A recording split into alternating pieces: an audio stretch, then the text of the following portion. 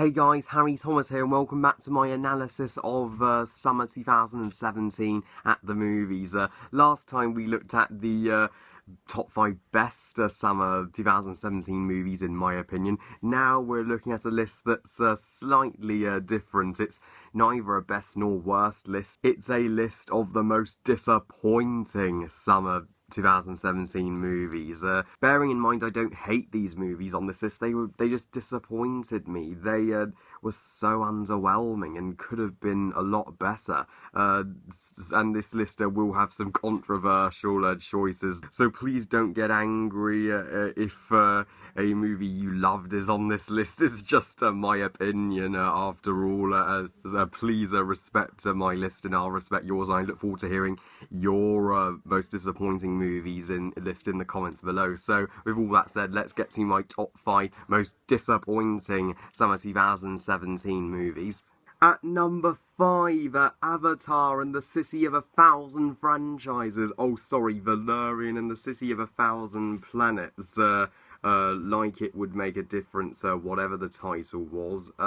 What could have been an earth-shattering new sci-fi 3D experience turned out the most unoriginal movie of the year. It's a weak rip-off of both Avatar and Star Wars all at once. Yes, sure, it has fantastic eye-popping visuals, and Cara Delevingne is really good and kick-ass and hot too as Lorelei, but everything else about it is so unengaging. I could not care for the story or the rest of the characters. Dane DeHaan is terrible as Valerian. The guy cannot act, and I don't even remember the villains, whoever the heck they were. Rihanna's cameo was not needed. She was only put in the movie because the writers thought, oh, we need a famous pop star in our movie and people will automatically be possessed into seeing it. And the romance was practically non-existent. These two leads didn't need to fall in love. Why was a awesome girl like her fall in love with a dull guy like him? So Valerian, it's basically it gives you nothing. You can skip it and just watch Avatar instead. At number 4, The Dark Tower. Oh, sorry, The Boar Tower. There's one way I can describe this movie. Yeah, you guessed it, it's boring. I was worried about seeing it because of the terrible reviews on Rotten Tomatoes, and I don't think it is as bad as the critics make it out to be. I have seen worse this year, but just like Valerian, this is a total waste of potential and a complete bore to sit through from start to finish. The only redeeming qualities are Idris Elba as the gunslinger and the friendship that he forms with Jake. But the rest of this movie is uninteresting and just meh. I mean, Matthew McConaughey as the villain is awful. He's so cheesy and generic. You don't take him seriously, and the finale is wonkily handled and anticlimactic. It took a great and sophisticated novel by Stephen King and made it forgettable as shit. This is an inferior adaptation of the book in every way. Thank God this movie is bombing at the commercially, and we can pray that the second Stephen King movie that we get this year is much better, which I'm pretty sure it will be. I think we'll all remember it over this movie any day. At number 3, King Arthur Legend of the Swords. At number 3, King Arthur Legend of the Swords. One word to sum this movie up: underwhelming. It's just the Lion King, only with King Arthur. Don't believe me? Watch the movie. I haven't reviewed this movie yet, so I will eventually review it to go into more detail on it. But a few decent action scenes are nowhere near enough to save this major disappointment. This is it's the third movie on my list that is lacking in originality. Guy Ritchie, is just not that great of a director. His two Sherlock Holmes movies weren't that great either, so I guarantee you that unnecessary Aladdin remake will suck balls. Oh dear, you guys are gonna want my head with this next choice. Guardians of the Galaxy Volume 2. Please don't hurt me, I'm sorry. Yes, guys, remember when I said when I reviewed this movie earlier this year, I thought Guardians Volume 2 was just okay, but one of the weakest and most pointless MCU movies. It's definitely a step down from the original Guardians of the Galaxy, which is one of my favourite MCU movies, but I don't think that movie needed a sequel, personally. And yes, call me insane, but this sequel offers, little for me. I just think it's one of the most overrated movies this year. But I still had a fun time at best. I still love the visual style. It's great to see all the Guardians back reprising their roles. They're awesome. Baby Groot was completely adorable, and even Yondu got more attention, and Nebula was a more well-rounded character. But Star-Lord's relationship with his father, I couldn't give two shits about. It was executed poorly, and the Golden people sucked. Their scenes could have and should have been cut out of the movie. And sections of this movie dragged and dragged. It really could have had more action. Not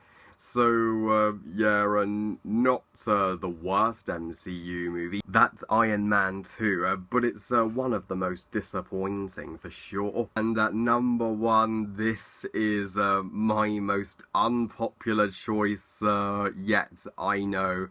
But I feel the most disappointing movie of summer 2017 is none other than SpiderMan Homecoming. Oh, please don't hurt me, please forgive me. I am not going to apologise for saying that I think Spider-Man Homecoming is the most overrated movie of the year so far. I strongly disagree with that 93% on Rotten Tomatoes. Don't get me wrong, it's a good-ish, okay movie, but it's not that good. I think the people who just fanboy out with this movie and love it are forgetting that this movie does have its problems. But I still has, a better time with it than both amazing shit movies that shouldn't have ever been made. But this movie pales in comparison to the much better Sam Raimi trilogy. I think even Spider-Man 3's superior to Homecoming, as all my subscribers know. Spider-Man 3 is my favourite Spider-Man movie, even though I'm probably the only one in the world who thinks that. But Tom Holland is excellent as Peter Parker / Spidey, best one since Tobey Maguire. Tobey Maguire's still better though, and the high school stuff was well done, and it was interesting to see a younger Aunt May, and of course this movie is probably the funniest Spider-Man movie. The comedy was the highlight, but there was a lack of an emotional centre. There's little to no heart here. The Vulture was a very lukewarm and forgettable antagonist. He looked too robotic, and the twist that Liz was his daughter, I saw it coming from a mile away. It was so predictable, and the action even disappointed me. Surprisingly, there was a lack of substance to it. So, I need substance in action scenes to get me engaged. And as a whole, there's nothing as special about this movie. It's every other MCU movie that has to be connected to set up the next sequel that we've seen before, which I think DC does a much better job of making their movies feel standalone and separate from each other. Like Wonder Woman was its own movie. It didn't need to set up Justice League, which is why I greatly prefer Wonder Woman to SpiderMan Homecoming. I don't know how the fuck anyone could prefer Homecoming to Wonder Woman. How? I agree more with Chris Stuckman on this one than Jeremy Jorns and Grace Randolph, and yeah, Spider-Man Homecoming, while it's not by any stretch of the imagination is it a bad movie. Oh no, I accept I'm clearly in the minority, but I just thought it was a passable Spider-Man movie, but not a great one, and